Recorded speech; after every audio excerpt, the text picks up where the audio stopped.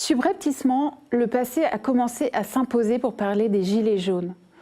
Ainsi apprend-on par exemple d'une journaliste du très libéral site L'Opinion que les patrons ont eu peur physiquement, peur il y a quelques semaines, et qu'ils auraient même supplié le patron du MEDEF de tout lâcher, tant, je la cite, « la peur de finir la tête sur des pics les avait gagnés ». Quand ça? Le samedi terrible, là, dit-elle, quand il y a eu toutes les dégradations. Subrepticement, on sent un certain soulagement dans les médias depuis le week-end dernier. La meilleure preuve de ça étant que la peur se voit verbalisée désormais, tandis qu'elle était inavouable quand les gueux étaient encore à la manœuvre, à arracher les grilles des Tuileries, à enflammer des barricades dans les beaux quartiers, à encercler par centaines les CRS à l'Étoile. Le pouvoir, les patrons et leurs employés médiatiques ont-ils raison de respirer plus librement depuis samedi dernier? Le soulèvement des Gilets jaunes est-il en train de rejoindre discrètement les pages des livres d'histoire où il jaunira au rayon des grandes insurrections populaires, enfin reconnues comme telles, mais de ce fait même devenues inoffensifs? C'est vrai, les rues de Paris ne grouillaient pas de jaune fluo samedi dernier. C'est vrai, on y croisait pour la première fois de nouveaux profils, des précaires parisiens, des militants, venus combler les rangs dégarnis des travailleurs provinciaux à l'origine du mouvement, exténués par 5 semaines consécutives de résistance, dissuadés par la fine bruine polaire qui glaçait les corps, par le coût du voyage à Paris, par la peur des forces de l'ordre aussi, instillées depuis des semaines dans les rues et sur les écrans.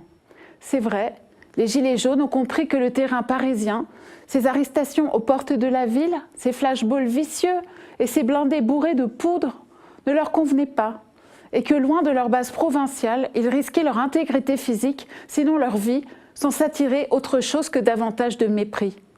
Beaufs, casseurs, extrémistes, la liste est longue des épluchures dont ils se voient couverts.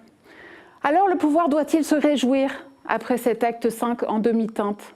Tel n'est pas notre avis. On parle déjà d'un acte 6 en région le week-end prochain, d'un Paris ville morte, volontairement déserté par tous les gilets. Il y a peu de chance en tout cas que le pseudo-débat national confié à une ex-ministre sarkozyste, une sorte de séminaire d'entreprise géant en somme, et le pourboire macronien de 100 €, en réalité beaucoup moins, suffisent à rendre aux pauvres l'amour de ce régime. Notre seule boussole, c'est le terrain et ce qu'on y entend. Et ce que l'on entend dans les rues, c'est une colère intacte.